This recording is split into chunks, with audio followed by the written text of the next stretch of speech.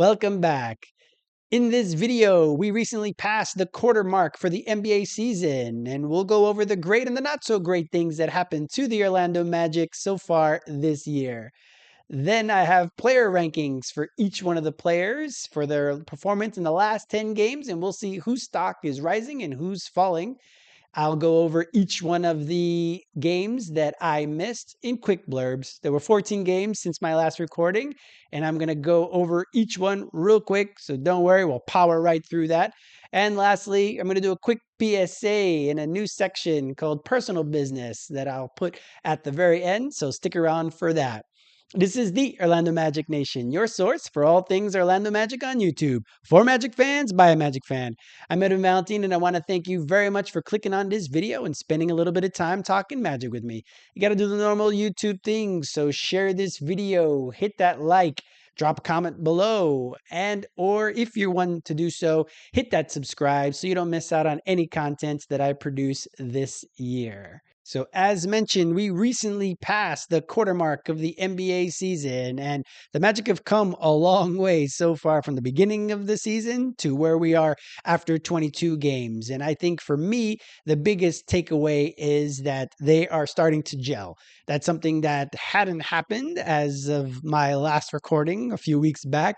They definitely were a bit more disjointed. They really were not playing as cohesive as a unit as we would have hoped to come right out of the training camp and a great preseason. So it just wasn't meant to be. And the unfortunate bit of that was that the narrative set that the Magic came out the gates and didn't perform well. So even if you hear all the positives that have started to come about for the Orlando Magic, it's always after a rough start, now they're performing well, or after this, now they're doing that. So that's the thing that I was hoping to not have, that we were definitely going to be able to come out looking at the schedule initially from the performances of the team that was on the schedule last year.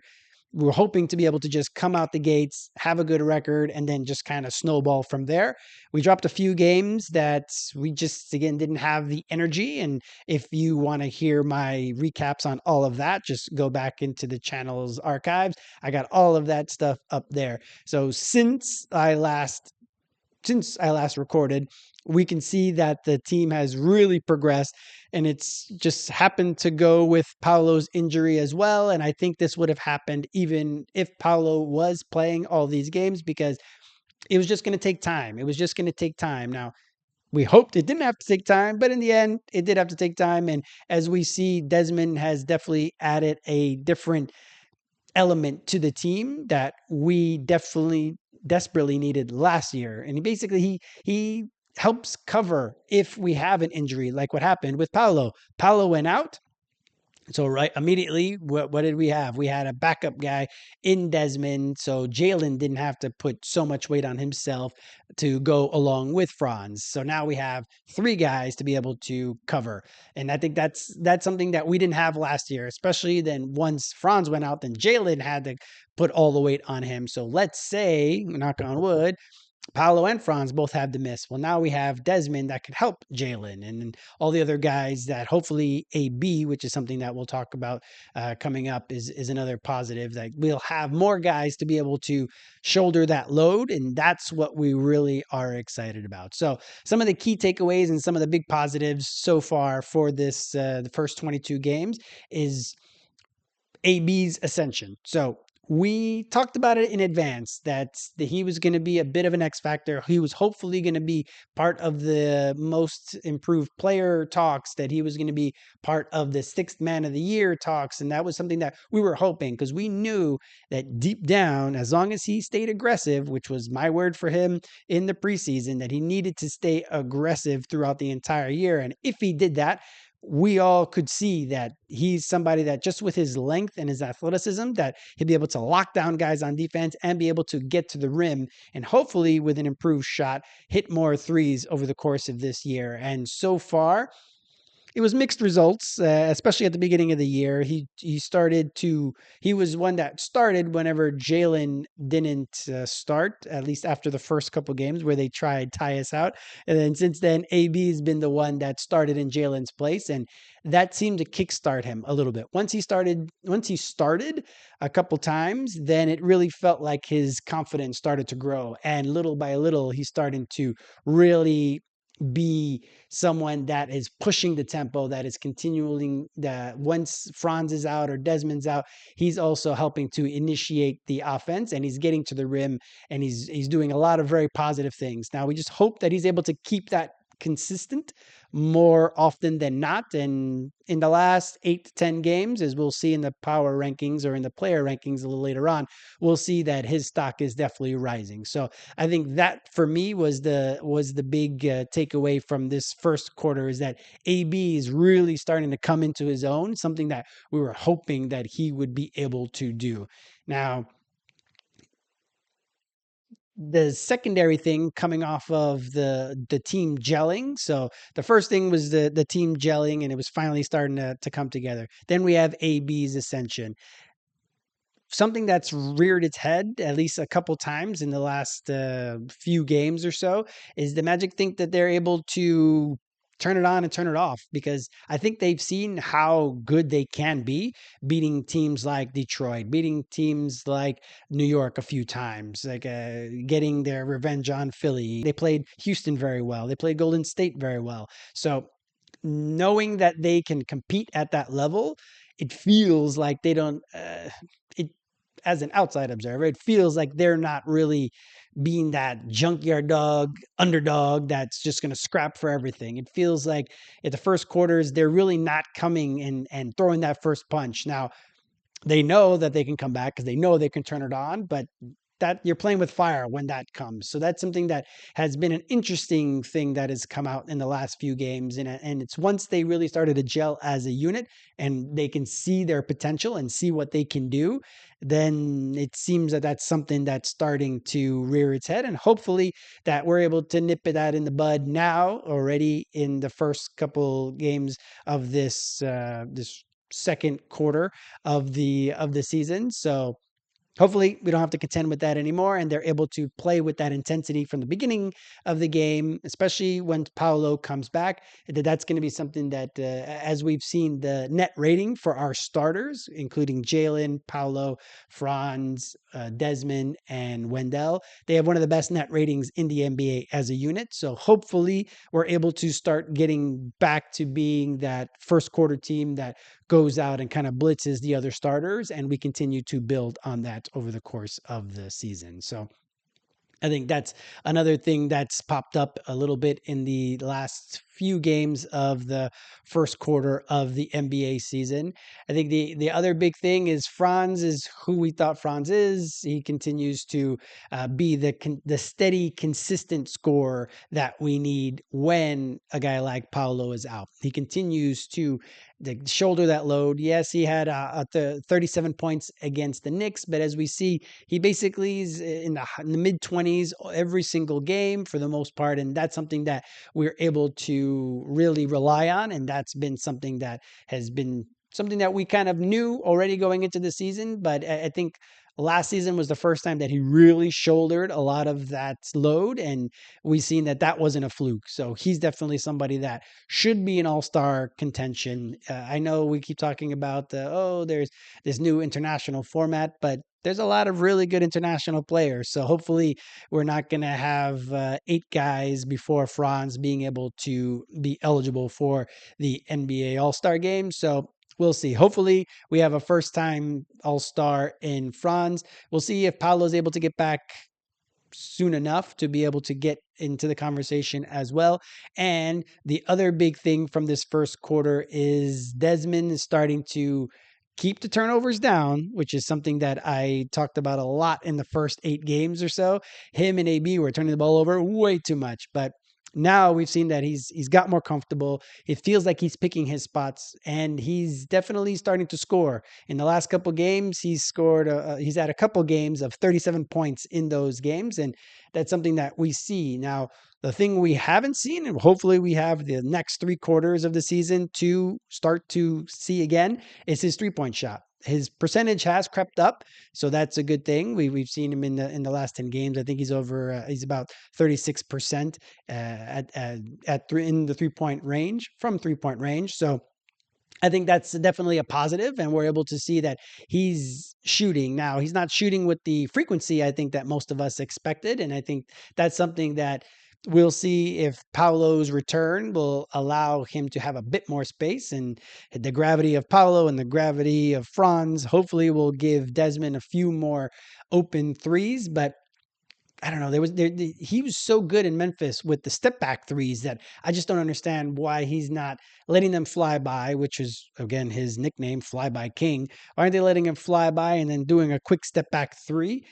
I'm not entirely sure why that is, but either way, the percentage is going up. So even if he's not shooting 6, 7, 8 3-pointers a game, at least the 5 or 6 that he is shooting, he's making more of those, much, at least way more than what he was in the first 2 weeks of the season. So at least that is a very big positive, that Desmond is basically that guy. That's the one that we gave all those picks for. And I've seen on X a lot, the FTP F those picks. So I think that's going to be something that we'll hear a lot of over the course of the season. And if you look at some of the things that we gave up in that trade, it looks like we're winning that trade. So we'll see how things go. Obviously, it's very early on, but I think in that respect, to see that Desmond has really started to connect with the group, and he's hit big shots, which is something that we were excited to see. He had that game winner in Portland, the big shots over and over again against Detroit in Detroit. That's something that we will continue to get from Desmond when Paolo returns. And then the only other thing really is just we're waiting for Mo, but that'll be hopefully in the second quarter of the season. Now, if we look at some of the stats, what we want to look at least this goes to basically the first quarter and the progression that we've seen of the team from the first quarter. So the first column there, you know me, I like to bring the stats, right? So the first column there is all the stats from last year, from the full season last year. That middle column is from my last recording, and that last column is after the San Antonio game. So as we see, the Magic's points per game is a top 10. It's crazy that we are now a top 10 points per game team, and also offensive rating. We're in the top 10. We're at ninth in the offensive rating as of today, December 5th, to be before the games started on December 5th. So top 10 on offense, and we're not even shooting well, at least in the last couple games. The last couple games, we're only shooting about 26% on about 33s per game. So I think that right there is just super exciting, because what's going to happen once the guys are able to slot back in, and Tristan is now going to be on the bench. So hopefully he'll have even more space when he's playing against other bench players. And then Desmond, if he starts to shoot more, especially since his percentage is starting to climb, then if he's able to get to 40% from 3 in December, which is what he did last year after a slow start from 3, that hopefully if he's able to do that, then obviously that's just going to increase the percentage for the Magic so far this year.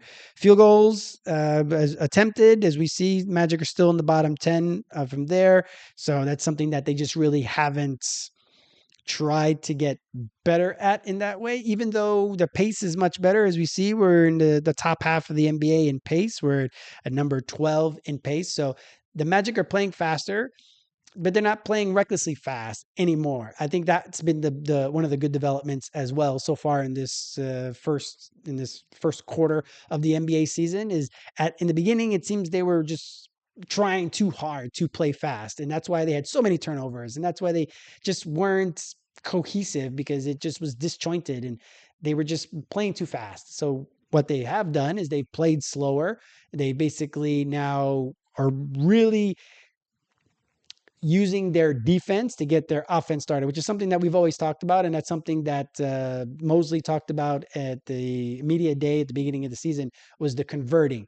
That now we're doing a much better job of converting after our defense into offense. And that's why in those opportunities, we have some guys that are in the top 10, top 5 in the all we have guys that are in the top 10 in all of the NBA in transition points. So I think that's something that's very exciting, that we can see that it's something that is developed, and they are starting to do that. Field goal ranks, as you see, we went from 27th to 12th so far from last year, the 3-point attempts. Now, for me, I can see that our field goal percentage is 34%, and that's after shooting 26% in the last couple of games. As we see, the Magic for a while there, even if you look earlier in when we played Atlanta, it was at 33% at that point. After that, the Magic were up to about 35, 36%, and then now it's kind of dipped back. So maybe that was just a hot streak, but I tend to think that the Magic are going to shoot much better. I talked about it in the preseason that I think they were going to shoot closer to 37% from three. So hopefully they start to get hot again to make me not look too wrong in that respect. But as we see, 34% on 32 threes. Now, if we were shooting 35 threes like we did last year, then we would be closer to what our opponents are shooting at. They're making about 11.9 threes per game, or let's say 12 threes per game. We would be closer to that as opposed to where we are now at about 11.1 per game, 11.2. So that's something that we've always talked about, the math, that the Magic were always at a deficit. So we really need to start getting up more threes. And if that's Franz shooting more threes, get them threes up. If it's Paolo shooting only 25% from three, but Tristan is shooting really well still. Desmond is going to be starting to shoot well. Jalen has been kind of shooting recklessly, I would say, in the last couple of games. So hopefully he's able to not have to feel that he's just needing to launch instead of getting the ball to other guys and shooting within the realm of the offense. So hopefully that's the case that we do moving forward in this the rest of the season. Offensive rebounding, we basically, if you look at pretty much everything all the way down, the Magic are basically better in every single way, from definitely from last year, but even from the rough start that they had at the beginning of the season. And we kind of already knew that, obviously, after they were 3-5 after 8 games. Then there was the 1-1, the home stand, let's say the baseball home stand against Boston, where we beat them in the first one, but we lost that second one there. So we were 4-6 at that point, or 4-6 at that point through 10 games. So I think that's where we saw that we really, it was just frustration. It felt like you can see that guys were just frustrated with the entire situation of what had been happening over the course. And Mosley really freaked out at the end of that Boston game. But either way, we see from that point there, basically, the Magic have now gone on a nice run, going 9-3 over the course of that period. So we'll see where they're able to continue to build, and they've really created really good habits, other than the feeling like they can flip a switch every so often.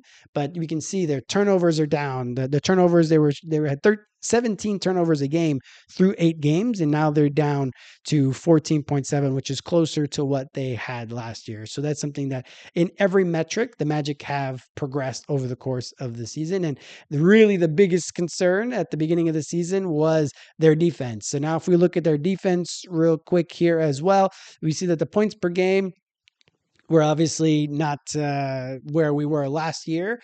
That we knew there was going to be a bit of a slippage when it came to playing faster and having more possessions for the other team. So that was just something that we knew was going to happen. But as we see, we're in the top 10. So we were 19th after 8 games, and now we're in the top 10. So that just shows that the Magic defense, they remembered, oh yeah, we're a defensive team, not just an offensive team. So they ended up in a top 10 there.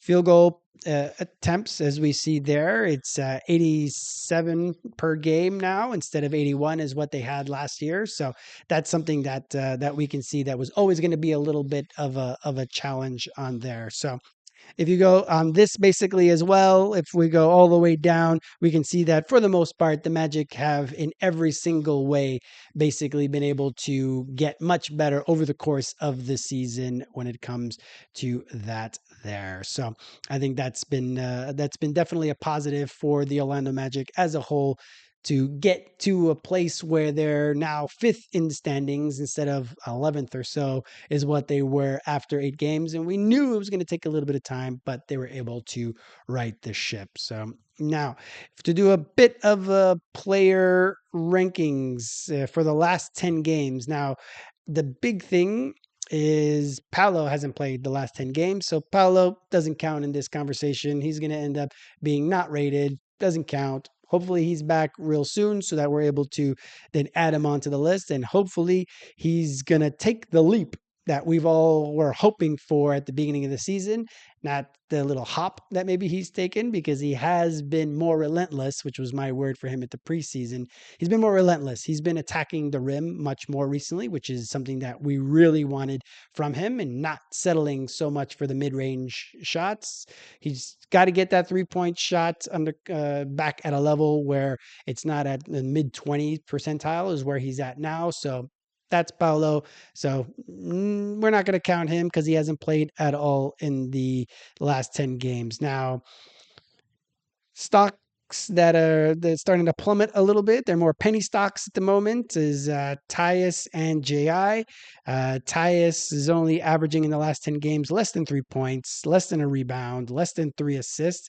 I know where he's shooting 33% from 3, which is a great number than what it was, because over the season he's still only at 24% over the course of the entire season. So 1 steal a game, and that's pretty much it. I know some people are like, oh, well, in the last, since November, he's has 30 something assists to only 3 turnovers, and that's great, but that's not that many.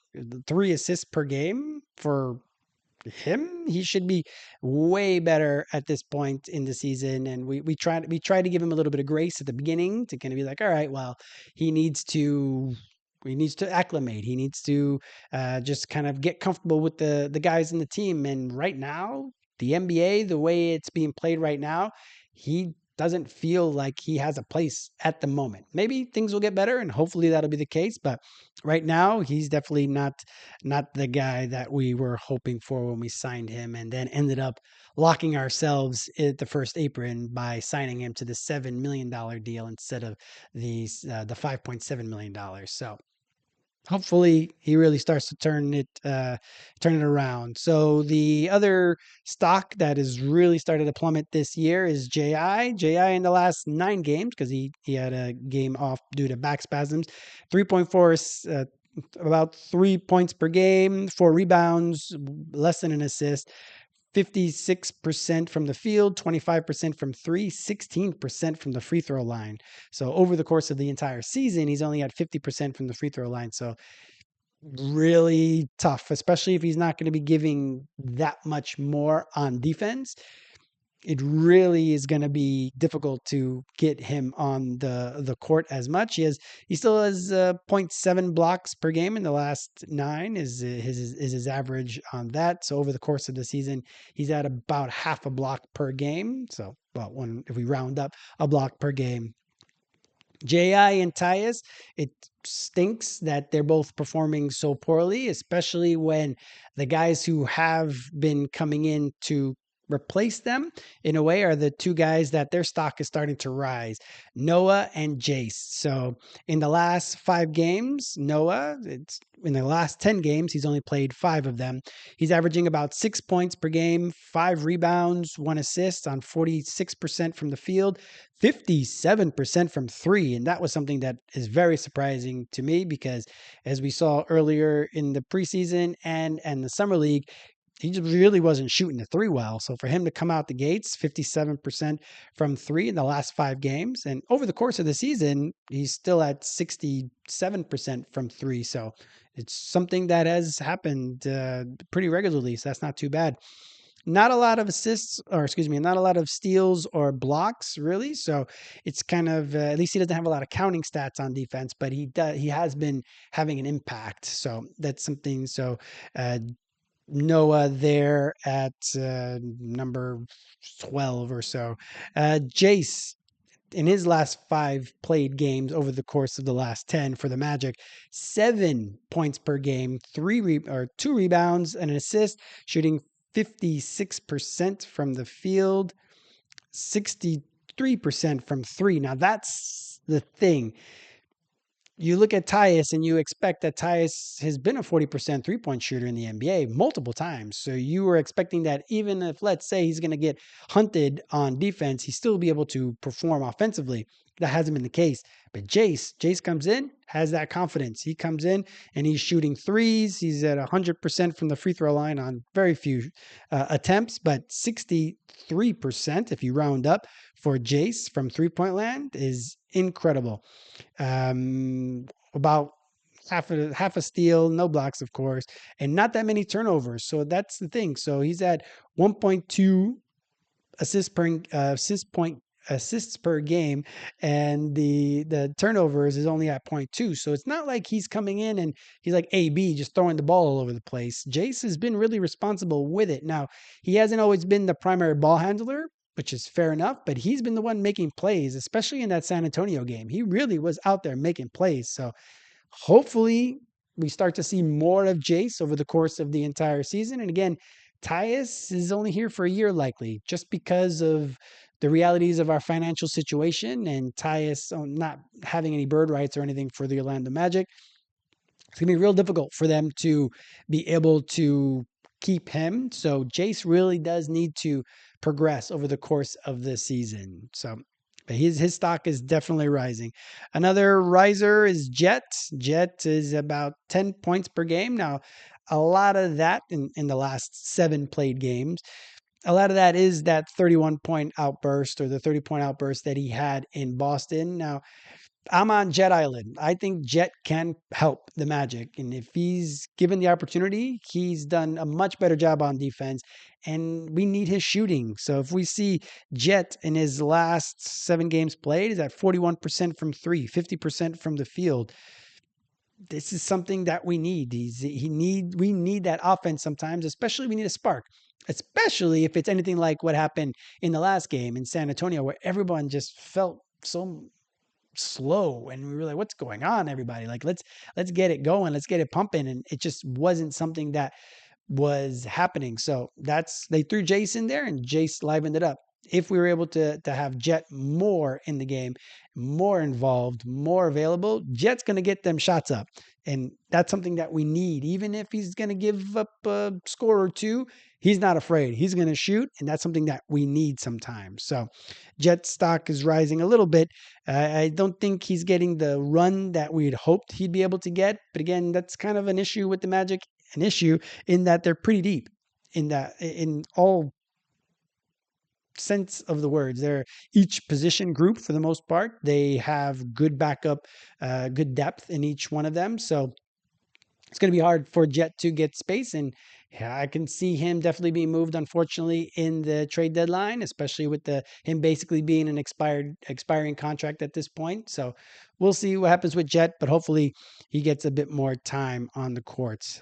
Goga's stock would be the next guy up in the last 9 games that he's played, because he also was out for with an ankle injury in that Boston game.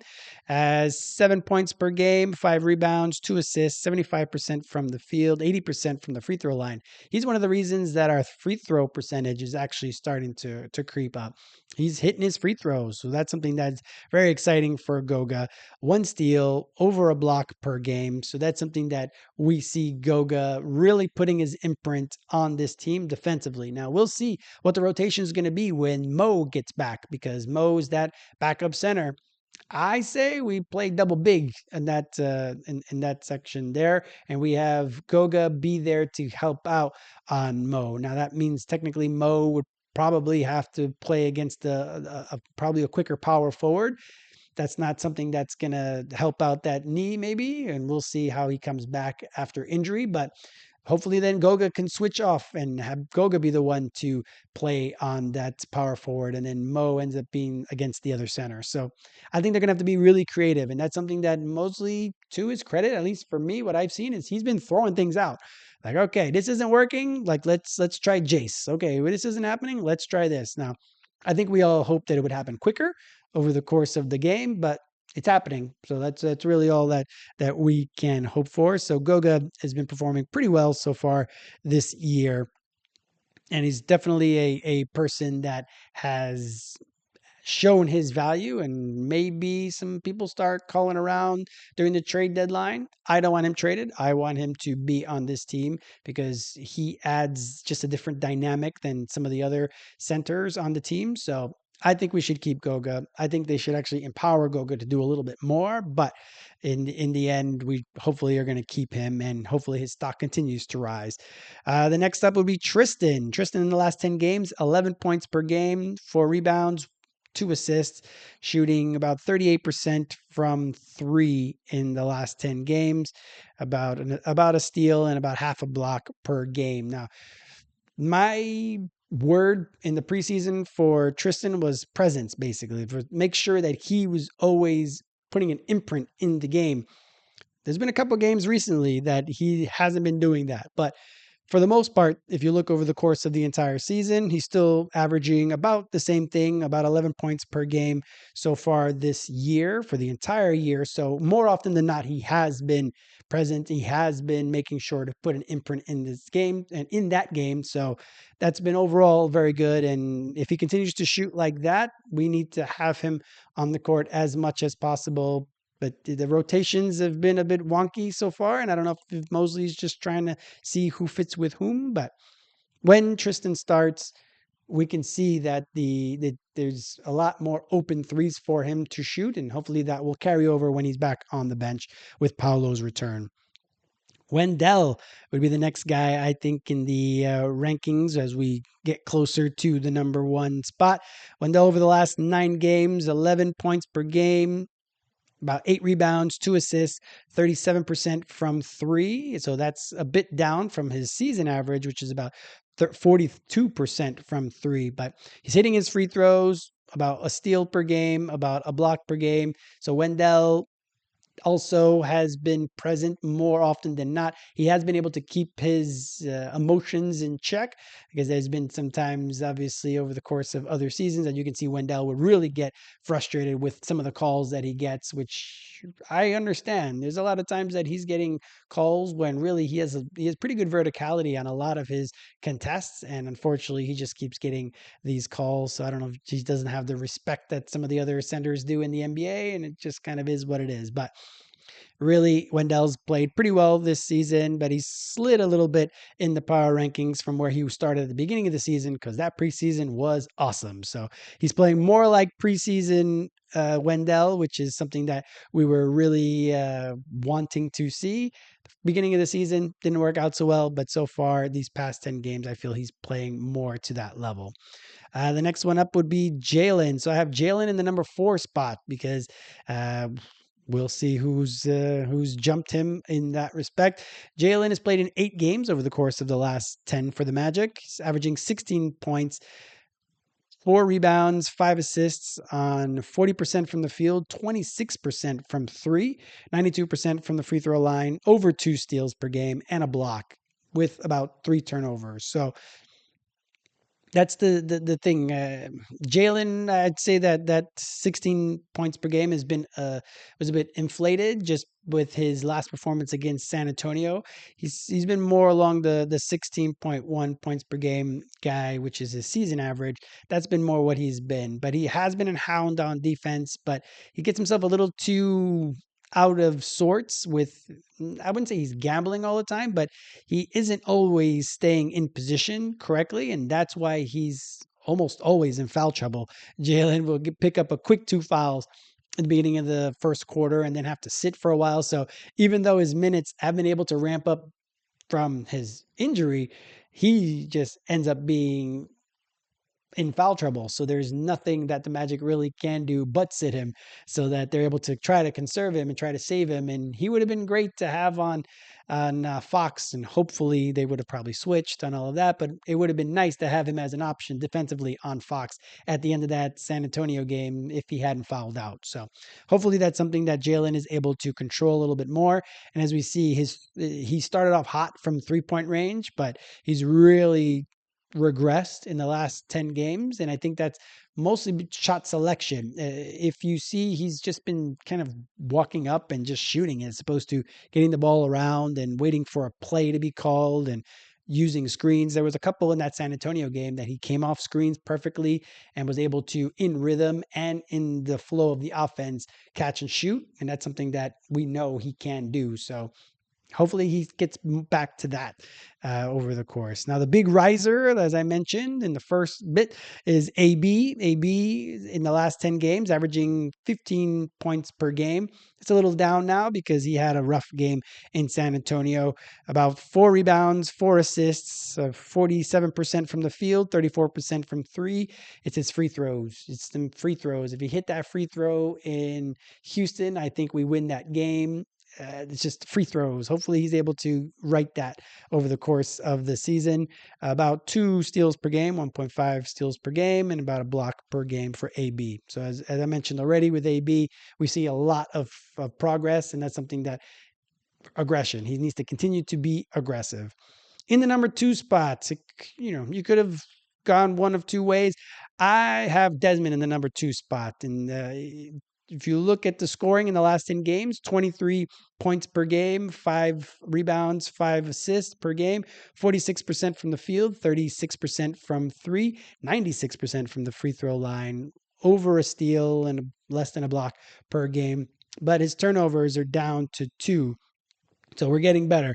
The 2 per game there. I have Desmond there because his highs have been really, really high, but he hasn't been as consistent as Franz. So for me, I'd rather have a consistent, knowing I'm going to get 25 points per game. I'm going to get 6 rebounds, 4 assists. Like that's what I would like from the number 1 spot. So that was just me. I can understand if you think different. So that is just what it is. Now, the number 1 spot, Franz, 24 points per game, 6 rebounds, 4 assists on 49% from the field, 32% from 3-point range, 82% from the free throw line, over a steal, and a little less than a block per game for Franz. So that's something that we can see. Franz, like I said, just steady. Keeps doing the same thing. That's it. That's all. Franz is up to 23 points per game in the entire season. The season average for Desmond is at 19 now. So we're seeing that Desmond has been acclimated to the team, and Franz continues to be that leader while Paolo is out. So that right there is my player rankings. Let me know in the comments who you think it would be the number 1 spot. If you think Desmond could be, I can see it. AB, if you think that that's something that you wanted to do as well, that'll be a bit more wild than what I'm thinking, but to each their own. So you let me know who you think is the player that has had their stock rise the most, and if not, who do you think in the next 10 games they're going to have the highest risers from a stock perspective for them? So to go through each one of the games, like I mentioned, after Atlanta, which that was my last recording on the 4th of November. Then the Magic played back-to-back against Boston. They won that first game, which was the Cup game. They definitely needed to win that one. That felt workmanlike, like especially after a tough loss in Atlanta. They came back home. I think they did a pretty good job in that one. Pretty easy on there. Derek White has been struggling, at least in the early part of the season. It just wasn't much going on for them. But it is what it is. Jalen Brown played well, but the Magic were just too much in that game. Now, the game after that, on the 9th of November, in that one, 17 turnovers for 29 points. That's something that Mosley said 15 times in that press conference after the game. Very disappointing loss for the Magic in that one. I was in the house for that one. Very disappointing there. They just didn't play well. And in the end, they still they still were in the game and they almost won. It took a corner three from Jordan Walsh to beat the Magic on that one. So I think there you can kind of see already that even when the Magic played poorly, they still were able to stay in games and they were able to play, like switch it on, which I think again is why the Magic, for whatever reason, it feels like they think they can switch it on. Even when they play poorly, they're able to compete and get into the game, but hopefully they get that out of their systems now. So anyway, that was the Boston. So that was a loss. Then came the shot that it felt the Magic needed. So to break that malaise of the Boston loss, game-winning three-point shot from Desmond. That was basically it. Now that end of that game for me was a little worrisome just because the Magic let Portland get all the way back into the game, but big steal by Paolo at the end of the game, and then that three-point shot from Desmond. So that kick-started the Magic, I felt, because then we go and we go to New York and we beat New York there. They were coming from a back-to-back, so that's something that we had the rest advantage, blah, blah, blah. Paolo gets injured in the first quarter, so we played most of the game without Paolo, and in the end, we were able to still come out victorious on that one. Then we played our other cup game against Brooklyn. That was another blah kind of game for whatever reason from the Magic. I don't know if it was just a trap game technically after the New York win, all the positive vibes after that one. So we needed a couple 3-pointers at the end of the game. One was banked in from Franz, but Franz comes up big at the end. We're able to get that victory in the cup to get us to 2-0 on the cup match there. Then comes the Houston game at Houston on the 16th of November. We had that one. That would have been a real signature victory. We already had one in New York, so that's fine. But that would have, like, if we would be at 14-8 now, or if we would have beaten the Boston in that second one, then our record would look better, and then it would again have the vibes. We'd be the number 2 seed basically at this point, but it wasn't meant to be, unfortunately. But it just showed again that we were able to compete. Even without Paolo, we're able to compete against one of the best teams in the West. So again, building blocks, as they talked about in Media Day, stacking wins and stacking performances. So that was something that was a big one for Houston. Then we came back home for a 3-game homestand, beat Golden State. Curry was Curry. He was killing it most of that game there, but the Magic were too much all around because Golden State just really couldn't get too much going. But they did get, again, just much like the Portland game, they just didn't really close out very much until Jalen just hit that. Jalen was able to block the Podziemski shot, the pod shot. I don't know how to say that guy's last name. Podziemski. Jalen blocks that shot, gets the ball out. Desmond hits the corner 3, game over. But Magic win on that one. Then same thing. Harden. He was killing it for the Clippers, but the Magic easily win that game.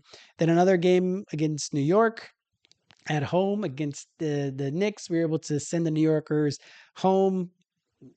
Not very happy about what happened. Franz killed it in that one, 37 points. Did a great job. So the Magic are 2-0 against one of the teams that are above them in the standings. So we need every one of those wins because tiebreakers are going to be key. If the Eastern Conference is the way it is right now, you see how muddled it is and everybody is separated by a game or two. We need to have tiebreakers. So we need victories in these matchups. And after that, we played the second out of a back-to-back from home to road. Then everybody was injured. So it was that loss to Boston on the 23rd of November. The key for that one, Jett goes off in the fourth quarter. Jase played well. Noah played well. So that just shows that the back end of our bench might be able to play more minutes and usurp some of the older veterans that are in front of them. So we'll see how that progresses over the course of the season because the Magic, again, need to get under the tax. So some guys are going to go from the team most likely during the trade deadline. And we at least see that some of our young guys are able to fit right in to playing time. So that's another loss to Boston, which stinks because they are better than what we thought they were going to be, and they're nipping in our heels right now. And they have the advantage on the tiebreakers right now, 2-1 for that. But then we go on our 3 games in a row where we're trying our revenge tour. So we go to Philly. they were almost all injured, just like we were the game before, and we put up 140 something on them, knocked them out nice and easy, and that's what really spiked our points per game and our offensive ratings. So that really helped out with a lot of that. So Philadelphia, easy win.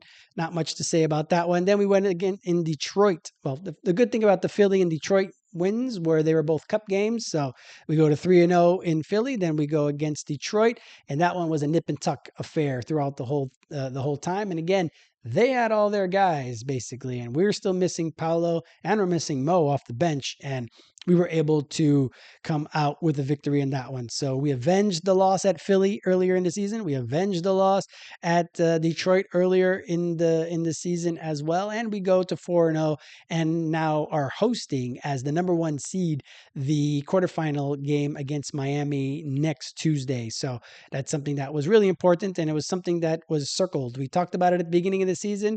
I mentioned they were going to win their group. I think most people had probably expected that, but for them to be the number one seed overall, maybe is not something that everybody saw coming in advance. And hey, the Magic are that team right now. So then after that, it's the Chicago game, and we kind of again didn't play super well. We turned it on at the end, and we were able to take that one 125-120 versus Chicago in the beginning of December. So now we're 1-1 in December, and we want to hopefully be able to kind of shake off those performances in Chicago where we were able to come out victorious, which again avenges another one of the losses earlier in the season. Then we played San Antonio with no Wemby, with no Castle. Yes, we were still without Paolo and Mo. We should have beaten this team. They were playing in their third game in 4 nights.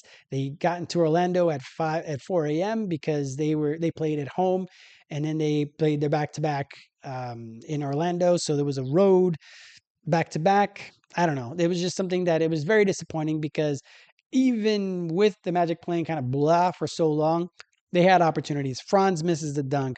Jalen and Bane ended up missing layups right there at the end. There was a foul call that a lot of people were like, oh, it's marginal. It was a foul, and that's fair enough. But Franz hit those big 3 free throws, which is something that also shows the kind of nerves of steel that he has when it comes to the fourth quarter. And he hit a big 3. So that again, there are positives that can come from it, as well as Jase playing so well and basically playing the whole fourth quarter, right? So that's something that, again, we can build on things, even if there's sometimes a loss here and there, which it would have been great to have that victory as well. So now we're talking, I guess I'm saying we should have won every one of the 3 games, but we actually had an opportunity to win each one of the last 3 losses that we had. Not true. Boston, we had really no way of winning that one, but a couple of these other losses we could have, and we could have won those games, and those are games that teams that have high win totals kind of sneaky win. So that's where I think we're going to be now in the lower end of the 50 wins instead of the higher end of the 50 wins, which is what I thought we were going to be. I think I might have said 60 prior to the season. We ain't doing that anymore, but hopefully we still get to the 50 win plateau, and that's something that will still hit the over. So that's something that would be exciting for us. So lost to San Antonio in the last one, but the Magic have played very well in the last little bit, and hopefully they're able to continue that over the course of the regular season. So first quarter in the books, 13-9 is what they are after 22 games. They're in the 5th seed or 6th seed. They might be in the 6th seed now because Boston won last night. So 6th seed so far. A lot of things they've had the 3rd toughest schedule so far, so their schedule is going to lighten up over the course of the year. So that's going to be something that will be very beneficial for the Magic. They've already played Detroit twice, so that's one of the higher percentage win percentage teams that they have to play. They have to play a lot of the West teams still, so I think it's not going to be a cakewalk in the last 3 quarters of the season, but definitely we're going to be starting to play some teams that don't have the best record, and hopefully we can start stacking wins. And we've won a lot already with the third most difficult schedule. So I think that's going to be very good for the team, and we're winning tough games, and that's just going to help us when it comes to playoff time. Yeah, so that's where we are at the quarter mark of the NBA season. So the last bit, starting a new little section just so that, I get a little bit more of myself out there. And if you guys feel free to reach out on Instagram at Orlando Magic Nation on Instagram, on the Discord that I've put onto the channel, or just put it in the comments. But I'm going to give a little bit more of myself in some of these videos, not every one of them. So I'm going to call it personal business. For me, the PSA, I've been gone for the last couple of weeks. I wrote in the community post that I had a death in the family. My father-in-law died, and it was very tragic. He's a bit older. We just didn't know it was going to happen now. The big PSA: if you're a little older, clean up your stuff. Like, just make sure that if you're a person that prints out a lot of important documents, take a photo of them or scan it and have it electronically. Don't have stacks and stacks of papers. Like, he was an older gentleman, so I think he was just from a bygone era where you got to print every email, you got to keep every single receipt, you got to keep all this. So it was just stacks and stacks and stacks and stacks of papers. Just clean that up. Like, I'm going to start doing that myself. I'm not a spring chicken anymore. I got to make sure to try to clear that up so that you're not just have so many things for those that are left behind, and then they have to try to figure out if this is an important document or not. So just scan it, say important, tell your family all the things, where all your money is and all of that stuff, just so that you make it nice and easy for the rest of your family. If something tragic were to happen to you, I think that's something that it would just be some advice to somebody who had to literally spend 5-6 days just throwing out things of someone's life. Clear up all your things, make sure that everything is in nice working order, so that if somebody had to come behind you and clear up everything, that's something that you're able to make easier on them, so that they're not stuck looking through all of these different things over the course of many hours and hours and hours, especially when they're grieving and things are sad. You just want to make things as easy as possible on them. So that's just something I wanted to talk about. I appreciate you sticking through this whole entire video. So again, do the normal YouTube things, hit that like, share this video, put a comment below on anything that I talked about in this video. Do you think we had a pretty good first quarter of the season? If you take everything into account, who do you think should be the highest raiser in the next 10 games? You don't want to clean up your mess and you just want to leave it for those you leave behind, then sure, write that in the comment below as well. And if you want to do so, hit that subscribe so you don't miss out on any content that I produce. And I will be producing more content over the course of the season. So again, thank you very much for clicking on this video and spending a little bit of time talking Magic with me. I hope you're having a great night.